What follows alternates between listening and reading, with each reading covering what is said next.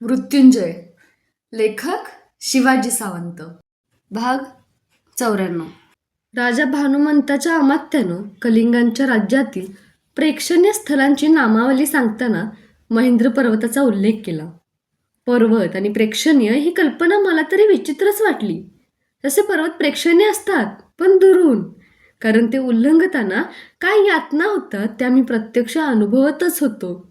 मी अमात्यांना विचारलं, तुमचा हा महेंद्र हिमालयापेक्षाही प्रेक्षणीय आहे की काय? निश्चितच. हिमालयाची शिखरं सूर्यकिरणांत तळपतात तसा या महेंद्राच्या शिखरावर एक परशु तळपतो. परशु? कसला? परशुच. जमदग्निपुत्र परशुराम आश्रम स्थापून या पर्वतावर वास्तव्य करून राहिलेले आहेत. दर अमावास्येला आणि पौर्णिमेला महेंद्राची चढण धीमेपणे उतरून आपलं वरुण व्रत पूर्ण करण्यासाठी ते पूर्वसागराच्या फेसाळत्या छाती इतक्या पाण्यात उभं राहून तेथून सूर्याला अर्घ्यदान करतात. त्यांच्या दर्शनासाठी अमावास्या आणि पौर्णिमेला सागर किनारी ही गर्दी उडते. काळाभोर दाढीत लाटांचे तुषारकण साचलेले भगवान परशुराम फारच विलोभनीय दिसतात. भगवान परशुराम! क्षणभर महेंद्रावर जावं काय असा एक विचार मनात डोकावून गेला. पण सैन्याला सोडून एकटं कसं जायचं हे दादाचं उत्तर मला अपेक्षित होतं. राजपूर सोडून आम्ही महेंद्र पर्वताला वळसा दिला. त्या पर्वताची निळी निळी शिखरं दृष्टीआड होऊ लागली. कण्हेर, करंज, नंदी, धावडा, धामणी, जांभूळ अशा विविध वृक्षांना पायथ्याशी आश्रय देणारी ती उदार हृदयी शिखरं माथ्यावर धुक्याचे पांढरे किरीट घेऊन परशुरामांच्या आश्रमाची शुचिता दर्शवित होती. महानदीच्या किनाऱ्यानं दक्षिण कोसलांचं राज्य ओलांडून आम्ही विदर्भाच्या सीमेवर येऊन धडकलो. विदर्भ, श्रीकृष्ण पत्नी रुक्मिणीचा देश. हस्तिनापूरच्या पूर्व दिशेचा सर्व प्रदेश संपला होता. आता दक्षिण दिशेचा दिग्विजय सुरू झाला. माघ संपून फाल्गुनाचं आगमन झाल्याचं दुथडीचे नीम, पिप्पल, आलमलींचे वृक्ष लुसलुशीत पालवीची नाजूक सळसळ करून आता लवकरच वसंत ऋतू येणार याची सूचना देऊ लागले होते. वसंताच्या स्वागतापूर्वी विदर्भराज रुक्मीला अंगराज कर्णाचं स्वागत करावं लागणार होतं. रुक्मी हा श्रीकृष्णाचा आप्तेष्ट. त्यानं संधी करावी ही आमच्या सेनापतीची मनीषा तीव्र होती. विदर्भाच्या राजनगरीला कुंडिनपूरला तसा संदेश देऊन दूतही धाडण्यात आला होता, पण त्यानं संधी नाकारली. वीणा आणि भद्र नद्या पार करून आमचं सैन्य विदर्भाच्या सीमेत घुसलं. पयोष्णी नदीच्या तीरावर असलेलं कुंडिनपूर गाठावं म्हणून वायुगतीनं आमची वाटचाल चालली होती, पण मधल्याच भोजकोट नगरात रुक्मीचं अफाट सैन्य पसरलेलं पाहून आम्हाला आश्चर्याचा धक्काच बसला. हा राजा राजनगर सोडून मध्येच कसा म्हणून माहिती काढताना जे समजलं ते तर स्तिमित करणारच होतं. आपली भगिनी रुक्मिणी श्रीकृष्णासारख्या गोपालाला देऊ नये, ती शिशुपालालाच द्यावी म्हणून या हट्टी राजानं आपल्या पित्याला भीष्मक राजाला स्पष्ट विरोध केला होता. तशातूनही ज्या प्रसंगी श्रीकृष्णानं रुक्मिणीचं कुंडिनपुरातून हरण केलं त्यावेळी रुक्मिणीला मुक्त करून परत आणून ती शिशुपालालाच देईन, नाहीतर कुंडिनपुरात पुन्हा पाऊलही टाकणार नाही, अशी घोर प्रतिज्ञा करून तो नगराबाहेर पडला. त्यानं रथातून रुक्मिणीसह धावणाऱ्या श्रीकृष्णाला राज्याबाहेर जाऊ न देता मध्येच गाठून त्याच्यावर निकराची चढाई चढविली. पण श्रीकृष्णानं गोपाळपुराजवळ पराभूत करून त्याचा शिरच्छेद करण्यासाठी आपलं खड्ग उचललं. रुक्मिणीनं मध्ये पडून आपल्या बंधूचे प्राण वाचविले. तेव्हापासून गेली कितीतरी तप तो कुंडिनपुरात गेलाच नव्हता. हे भोजकोट वसवून तिथे एकटा राहत होता. त्याचा तो निग्रही विरोध आम्हालाही अनुभवावा लागला. श्रीकृष्णाशी सरळ सरळ युद्ध करणारा रुक्मी आम्हाला शरण येणं शक्यच नव्हतं.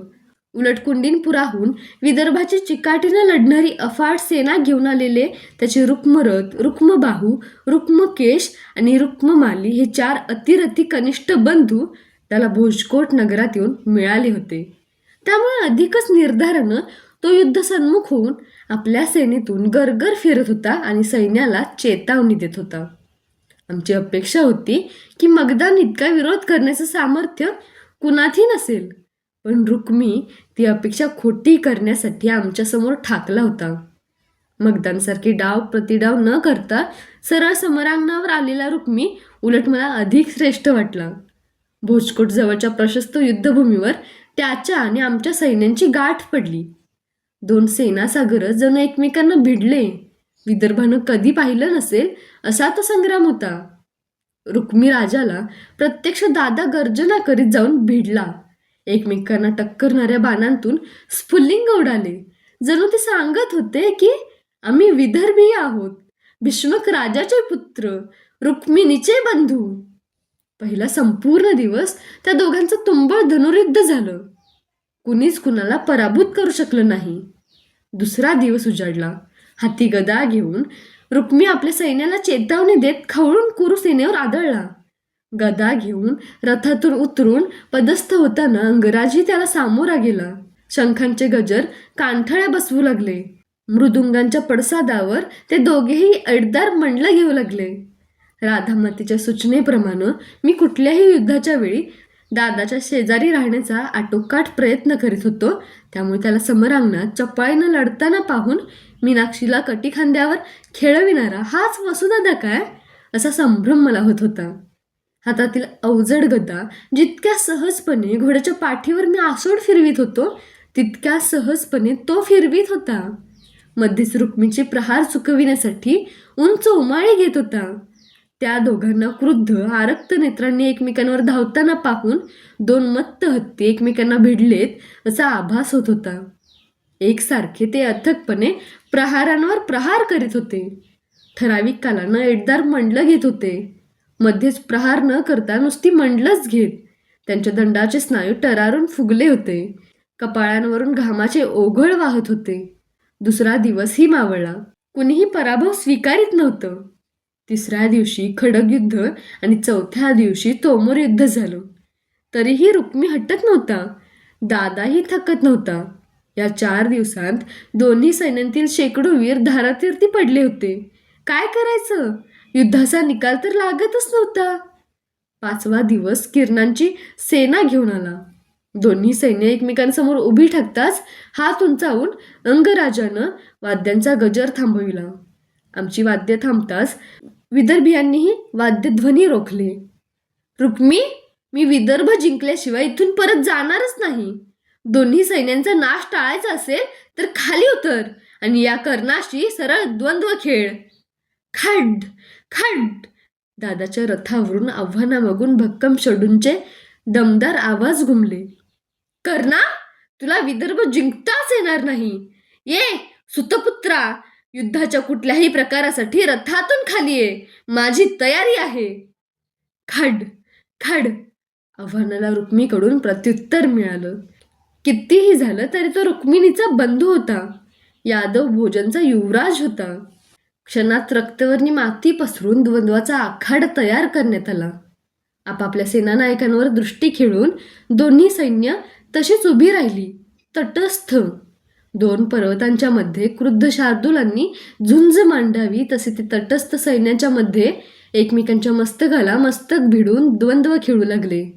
विदर्भाची राजनगरी पयोष्णी काठी कितीतरी योजना दूर राहिली होती.